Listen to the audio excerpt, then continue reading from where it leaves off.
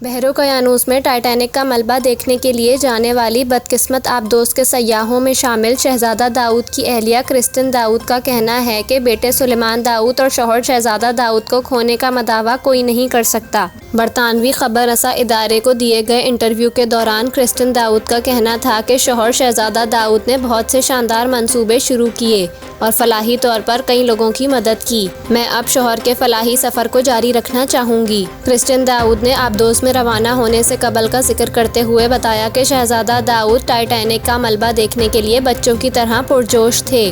आबदोस के लापता होने के 96 घंटे गुजर जाने के बाद मायूसी हो गई थी और ख़ुद को किसी भी बुरी खबर के लिए ज़हनी तौर पर तैयार करने लग गई थी, लेकिन बेटी अलीना आबदोस की बाकियात मिलने तक पुरुमीद थी। एक सवाल के जवाब में उन्होंने कहा कि शौहर और बेटे की बहुत याद आती है और शायद अब ज़िंदगी में कभी भी ये जुमला नहीं सुनना चाहती कि हमारा राब्ता मुनक़ता हो गया है। इसी इंटरव्यू के दौरान क्रिस्टिन ने इंकशाफ किया था कि सुलेमान क्योंकि समंदर की गहराइयों में रूबिक क्यूब हल करने का नया आलमी रिकॉर्ड बनाना चाहता था, यही वजह थी कि वो सान्हे के रोज़ अपना रूबिक क्यूब अपने साथ ले गया था।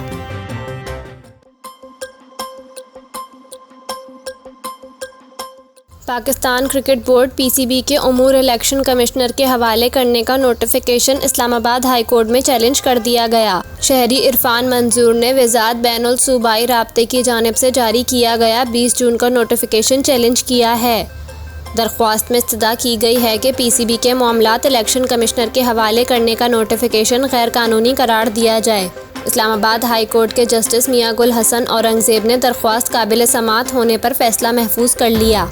ख्याल रहे कि वज़ारत बैनुल सूबाई राब्ते की जानिब से जारी किए गए नोटिफिकेशन में पीसीबी की मैनेजमेंट कमेटी को मुद्दत मुकम्मल होने पर काम से रोक दिया गया था और पाकिस्तान क्रिकेट बोर्ड के उमूर इलेक्शन कमिश्नर के हवाले कर दिए गए थे।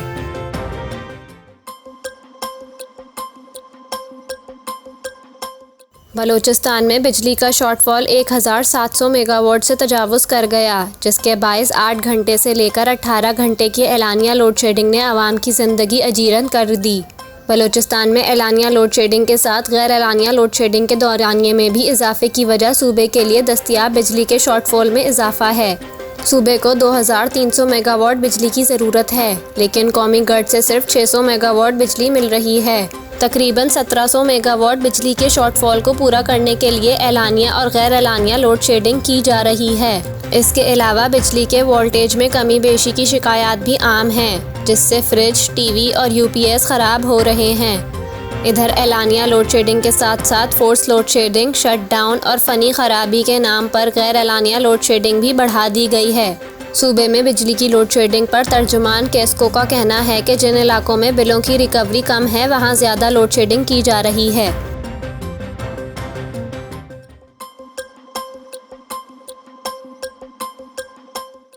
रूसी खाम तेल से लदा जहाज़ कराची पोर्ट पहुंच गया। रूसी खाम तेल से लदा बहरी जहाज़ क्लाइड नोबेल कराची पोर्ट आ गया है और जहाज़ बंदरगाह के साथ लंगर अंदाज हो चुका है। जहाज़ की बर्थिंग प्लान फाइनल होते ही जहाज़ को ऑयल पेयर पर लगाया जाएगा। इससे कबल 11 जून को पहला रूसी खाम तेल ब्रादर जहाज़ कराची बंदरगाह पहुंचा। 183 मीटर लंबे रूसी जहाज़ पेवर पॉइंट में 45,000 मेट्रिक टन तेल लदा था और समंदरी तूफान से कबल जहाज़ कराची पहुंचने में कामयाब हुआ। इस हवाले से वज़ीर मुमलिकत बराए पेट्रोलियम मुसद्दिक मलिक ने कहा था कि रूस से तेल की फराहमी तसलसल के साथ शुरू हो जाएगी तो कीमतों में फ़र्क आएगा। मुसद्दिक मलिक का कहना था कि हम अपनी ज़रूरत का 1/3 खाम तेल रूस से लेना शुरू हो जाएंगे तो कीमतों में बड़ा फ़र्क आएगा और इसका असर लोगों की जेब तक पहुँचेगा। हमारा हदफ है कि 1/3 खाम तेल रियायती कीमत पर रूस से आए। जब हम अपना हदफ हासिल कर लेंगे तो तेल रियायती कीमत पर होगा।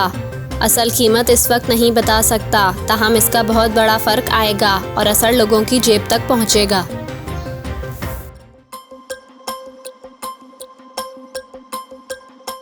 रूसी सदर व्लादिमीर पुतिन ने खाना जंगी से इज्तनाब बरतने पर निजी मलेशिया वैगनर ग्रुप से इजहार तशक्कुर किया है। कौम से खिताब में रूसी सदर व्लादिमीर पुतिन ने कहा कि दुश्मन चाहता था कि भाई के हाथों भाई का खून बहे। यूक्रेन और इसके मगरबी सरपरस्त चाहते थे कि रूस को बिलाखिर शिकस्त हो और दुश्मन चाहता था कि रूसी मुआशरा तकसीम हो जाए और खाना जंगी हो जाए। सदर पुतिन ने अपने खिताब में कहा कि वेगनर एहलकार वजारत दिफा या किसी और इदारे में शामिल हो जाएं, वरना मुलाजमत छोड़ दें। जो वेगनर एहलकार बेलारूस जाना चाहते हैं जा सकते हैं। उन्होंने कहा कि वेगनर ग्रुप के ज़्यादातर कमांडर और फाइटर्स रूसी मुहिब्बे वतन हैं। वेगनर ग्रुप ने मैदान जंग में जुर्रत दिखाई, डोनबास को आज़ाद कराया। इनका कहना था कि वेगनर को अंधेरे में रखकर भाइयों के खिलाफ इस्तेमाल करने की कोशिश की गई। रूसी सदर ने यह भी कहा कि शुरू ही में बराह रास्त अहकामात दे दिए थे कि खून रेजी से इज्तनाब बढ़ता जाए। गलती करने वालों को समझने में वक्त लगा कि मुआशरे ने इन्हें मुस्तरद कर दिया। खाना जंगी से इज्तनाब बरतने पर निजी मलेशिया वेगनर ग्रुप से इजहार तशक्कुर करते हैं।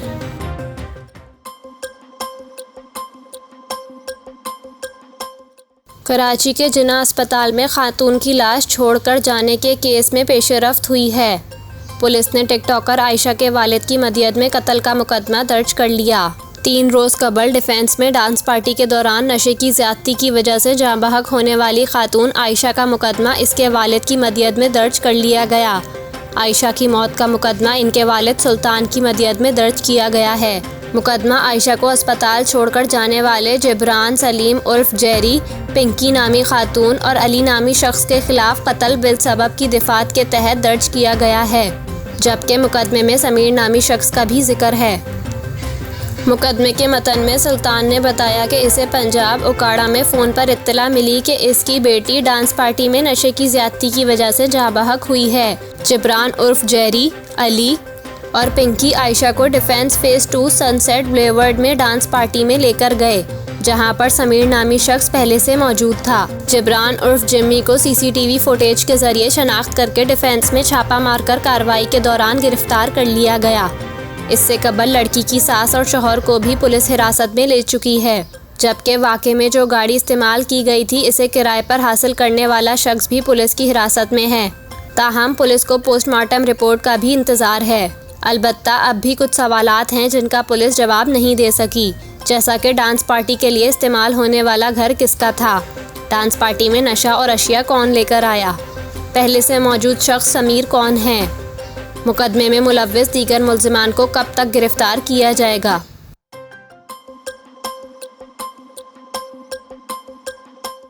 महकमा मौसमियात का कहना है कि आज इस्लामाबाद, पंजाब, खैबर पख्तूनख्वा, बलूचिस्तान, कश्मीर और गिलगित बल्तिस्तान में तेज़ हवाओं, आंधी और गरज चमक के साथ बारिश का इम्कान है। महकमा मौसमियात के मुताबिक मुल्तान, भावलपुर और डीजी खान में बारिश हुई, जिसके बायस कई इलाकों में बिजली की फराहमी मुअत्तल रही, जबकि कराची के इलाके क्लिफ्टन और डिफेंस में भी हल्की बारिश रिकॉर्ड की गई। महकमा मौसमियात के मुताबिक गुज़िश्ता रोज़ मुल्क में सबसे ज़्यादा बारिश लाहौर एयरपोर्ट पर 255 मिलीलीटर रिकॉर्ड की गई। बारिश की वजह से लाहौर के कई इलाके पानी में डूबे रहे, ताहम बाद में ज़्यादातर इलाकों से नकासी कर ली गई। इधर कोहे सुलेमान रेंज में मूसलाधार बारिश हुई, जिसके सबब धाना सर के मुकाम पर लैंडस्लाइडिंग हुई और पहाड़ी चट्टानें मोटरवे N50 पर आ गिरीं, जिससे ज़ोब DI खान हाईवे बंद हो गई और बलूचिस्तान का खैबर पख्तूनख्वा के साथ ज़मीन राब्ता मुनक़ता हो गया। मोटरवे पर बड़ी तादाद में गाड़ियां फंस गईं। बारिश की वजह से कोयटा सोब हाईवे पर कार सैलाबी रेले में बह गई, जिसमें से एक तालिबे इल्म की लाश निकाल ली गई, जबकि 2 को बचा लिया गया। ड्राइवर की तलाश जारी है। गुज़िश्ता रात मूसलाधार बारिश के बायस रावलपिंडी की हाई कोर्ट रोड पर सवां पुल पर शगाफ पड़ने से पुल का एक हिस्सा गिर गया। ट्रैफिक बुरी तरह मुतासिर हुई, जिसके लिए ज़िला इंतज़ामिया ने सवां पुल की बहाली का ऑपरेशन शुरू कर दिया है।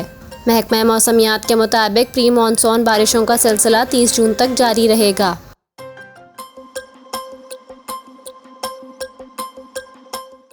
अमेरिका का कहना है कि भारत में इंसानी हुकूक की संगीन खिलाफ वर्जियों के मामले पर तशवीश का इजहार करते रहेंगे। अमरीकी वजारत ख़ारजा के तर्जुमान मैथ्यू मिलर ने प्रेस ब्रीफिंग देते हुए कहा कि पाकिस्तान के साथ खित्ते में दहशतगर्द गिरोहों से निमटने का अज़म कायम रखते हैं। इनका कहना था कि कई बरसों तक पाकिस्तानी अवाम दहशतगर्दी से बहुत मुतासिर हुई। मानते हैं कि पाकिस्तान ने इंसदाद दहशतगर्दी के लिए बहुत से इक़दामात किए।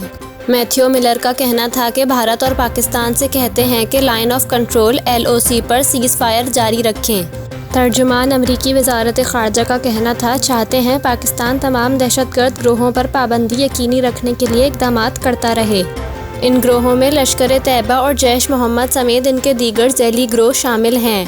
इनका कहना था कि पाकिस्तानी हुकाम से इस सिलसिले में मुसलसल राब्ते में रहते हैं, जो 2023 के इंसदाद दहशतगर्दी के डायलॉग का हिस्सा था। भारत के हवाले से गुफ्तगू करते हुए तर्जुमान अमरीकी वजारत ख़ारजा का कहना था, इंसानी हुकूक पर भारत से तशवीश उठाते रहते हैं। अमरीकी सदर जो बाइडन ने भी अपनी प्रेस कॉन्फ्रेंस में इस मसले को उठाया था।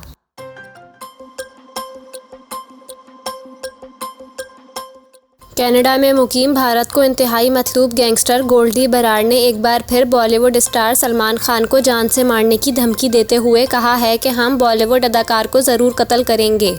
भारत के मशहूर पंजाबी सिख गुलूकार सिद्धू मूसेवाला के कत्ल के मास्टरमाइंड समझे जाने वाले गोल्डी बरार के करीबी साथी लॉरेंस बिश्नोई की जानिब से भी चंद माह कबल सलमान खान को कत्ल की धमकी दी गई थी।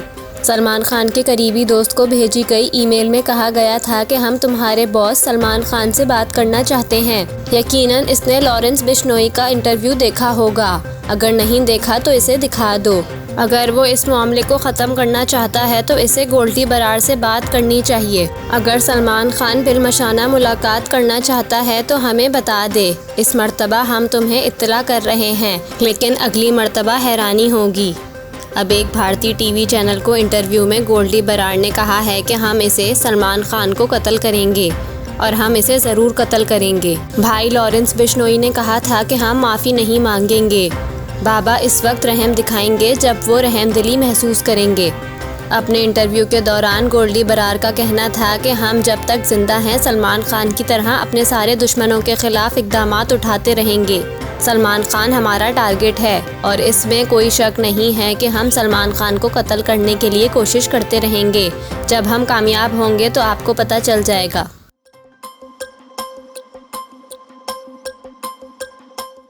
भारतीय रियासत महाराष्ट्र में मुकामी इंतज़ामिया की जानिब से आवाम को बेवकूफ़ बनाने का एक अनोखा वाक़या सामने आया है, जिसमें रोड की जगह कारपेट पर तारकोल बिछा दी गई।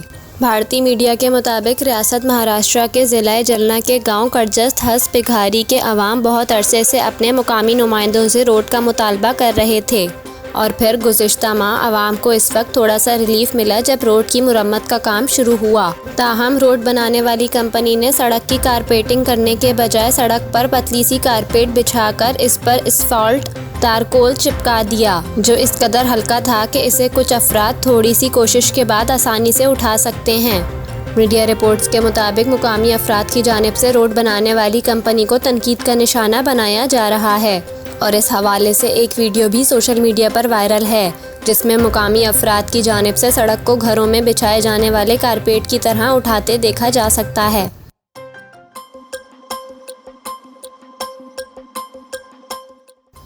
आईसीसी क्रिकेट वर्ल्ड कप में पाकिस्तान क्रिकेट टीम मुंबई का सफ़र नहीं करेगी और इस हवाले से आईसीसी को आगाह कर दिया गया है। ज़राए के मुताबिक भारत में रवां बरस अक्टूबर में होने वाले वनडे वर्ल्ड कप में पाकिस्तान क्रिकेट टीम मुंबई सफ़र नहीं करेगी। पीसीबी ने इस हवाले से आईसीसी को आगाह कर दिया है। ज़राए के मुताबिक पीसीबी ने आईसीसी को बता दिया है कि मुंबई पाकिस्तान के लिए महफूज नहीं है। वर्ल्ड कप सेमीफाइनल के लिए कोलकाता और मुंबई वेन्यूज़ हैं। पाकिस्तान और भारत के सेमीफाइनल में टकराव की सूरत में कोलकाता में मैच कराया जाए। याद रहे कि वर्ल्ड कप से कबल क्रिकेट का एक और अहम event Asia cup 2023 one day format के तहत पाकिस्तान में खेला जाएगा। भारत के पाकिस्तान आने से इनकार के बाद पीसीबी ने हाइब्रिड मॉडल पेश किया था, जिसे एशियन क्रिकेट कौंसिल ने तस्लीम किया है। एशियन क्रिकेट कौंसिल ने अपने आलमिये में कहा कि एशिया कप 31 अगस्त से 17 सितंबर तक खेला जाएगा, जिसमें पाकिस्तान समेत भारत, श्रीलंका, बांग्लादेश, अफगानिस्तान और नेपाल की टीमें हिस्सा लेंगी। एशियन क्रिकेट कौंसिल का कहना है कि टूर्नामेंट हाइब्रिड मॉडल के तहत खेला जाएगा, जिसमें इवेंट के 4 मैचेस पाकिस्तान और 9 मैचेस श्रीलंका में होंगे।